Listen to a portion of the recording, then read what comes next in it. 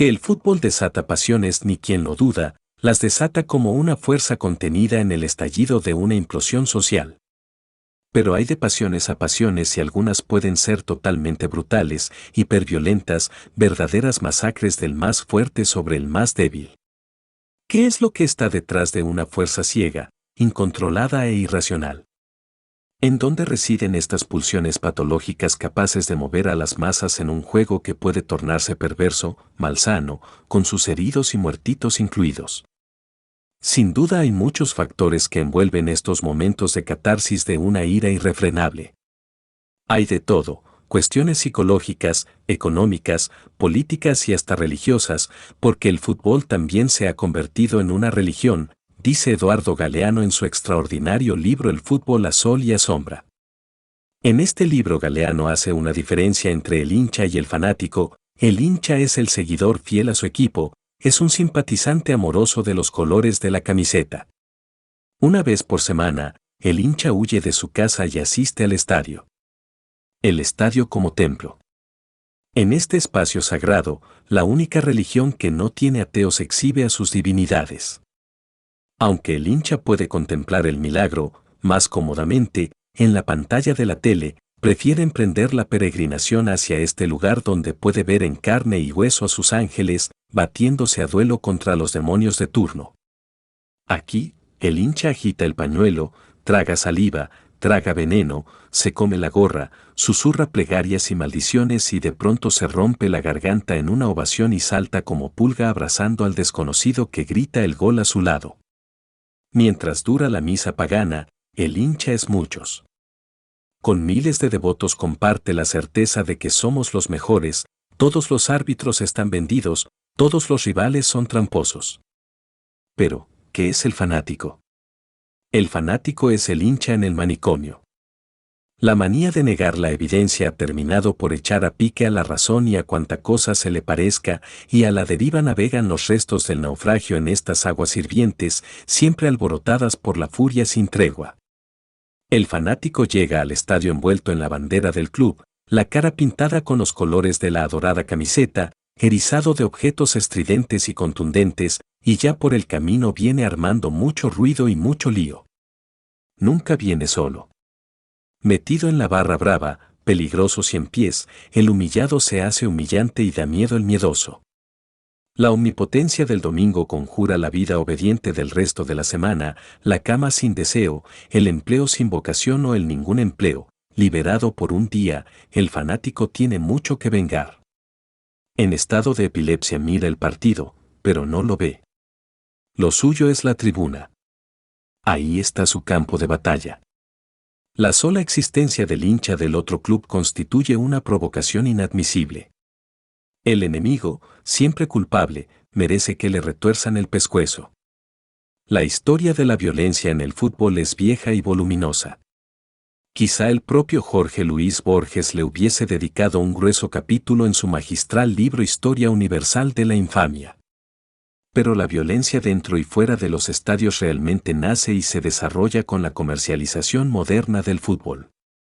Es decir, el capital penetra hasta el tuétano en los equipos profesionales donde los jugadores se convierten en una mercancía valuada hasta en cifras estratosféricas.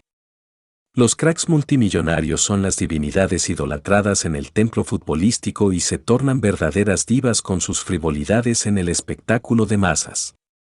Esta empresa, con toda la parafernalia del deporte convertido en show business, empieza al degradar el espectáculo y también el espíritu de sus seguidores con sus grupos de animación en los estadios, alentando la competencia feroz. El fútbol se ha convertido en opio del pueblo.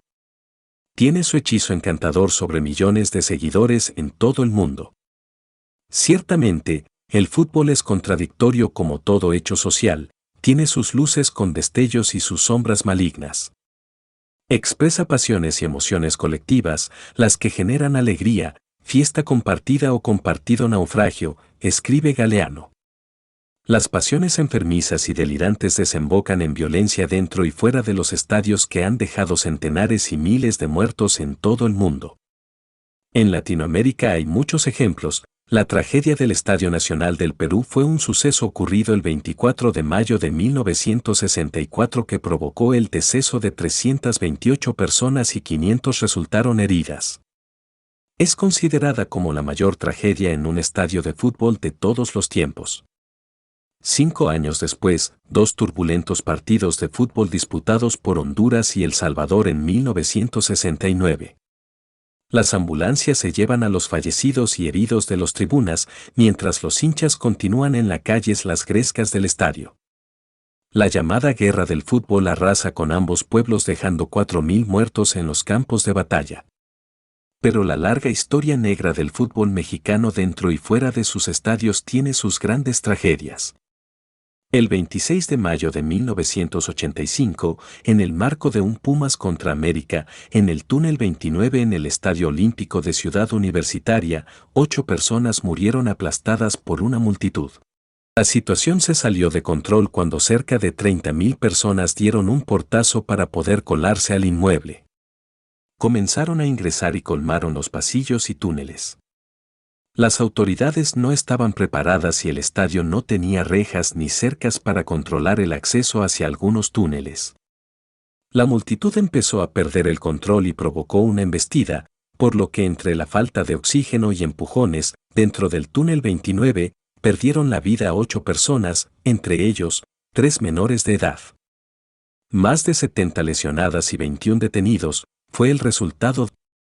La desorganización que privó en el coloso de la UNAM, la tibieza e imprevisión de las autoridades policíacas y de seguridad interna de esa casa de estudios para controlar la asistencia, así como la agresividad de algunos de los aficionados, fueron los factores que provocaron la pérdida de vidas, lesiones y daños que se reportaron. Algo parecido sucedió el fatídico sábado pasado en Querétaro cuando se disputaba el partido en el Estadio La Corregidora entre los Gallos Blancos y el Atlas. Nunca se había visto como espectáculo criminal en la historia del fútbol nacional una barbarie de tal naturaleza. Las imágenes televisivas de la trifulca entre las porras de ambos equipos son terroríficas. La batalla inició en las gradas, continuó en la cancha y afuera del estadio. Quienes provocaron el conflicto fueron los de la porra del Querétaro. Hasta los policías actuaron en contubernio con las barras de Querétaro. El recuento oficial habla de 26 personas hospitalizadas y 3 muy graves hasta el momento. Pero extraoficialmente se habla de varias cifras de personas que perdieron la vida. La hazaña criminal era visible cuando todavía golpeaban a aficionados atlistas ya caídos e inertes, la situación era espantosa para muchas familias. La crónica de algunos aficionados de lo acontecido es terrible, relataron momentos de pánico que vivieron. Irónicamente, el lema del actual torneo de fútbol es Grita por la paz, en solidaridad con las víctimas del conflicto en Ucrania. Eso está muy bien, pero lo cierto es que lo acontecido este sábado es un reflejo tenue de la brutal hiperviolencia social imperante en el país. Al comentar los sucesos de violencia en el Estadio Corregidora de Querétaro, el presidente Andrés Manuel López Obrador reiteró que se debe continuar moralizando al país y atendiendo los orígenes y las causas de la violencia. Antes se pensaba que solo con medidas coercitivas se podía resolver el problema de la inseguridad de la violencia en México. Eso incluso era relativo porque el tema de la seguridad en algunos gobiernos estaba en manos de la delincuencia, afirmó. Todo se vuelve resabio del neoliberalismo. Cierto que se debe moralizar al país, hacer cultura de una ética política de la no violencia es muy importante, pero las políticas de seguridad pública con el ejército fuera de sus cuarteles y la Guardia Nacional no han servido casi para nada. Y esto forma parte de las medidas coercitivas semejantes a la de los gobiernos anteriores con sus mafias del poder. El proceso de degradación social que se vive en el país se manifiestan en una creciente violencia en todos los poros de la sociedad. Por supuesto, hay muchísima responsabilidad de los administradores del Estadio Queretano, de las autoridades locales y estatales, y de los directivos supercorruptos del fútbol nacional. La violencia en el fútbol se origina en la propia sociedad y su comportamiento, una sociedad que expresa en las gradas sus frustraciones, enfados y agresividad que acumulan en su vida cotidiana y que en ningún otro espacio público se permite. La enajenación social es parte de una sociedad muy enferma y muy violenta. Los fanáticos son personas enajenadas en extremo y sienten que en cada partido de fútbol se les va la vida, pero también están dispuestas a quitársela a otros. Necesitamos una verdadera transformación social.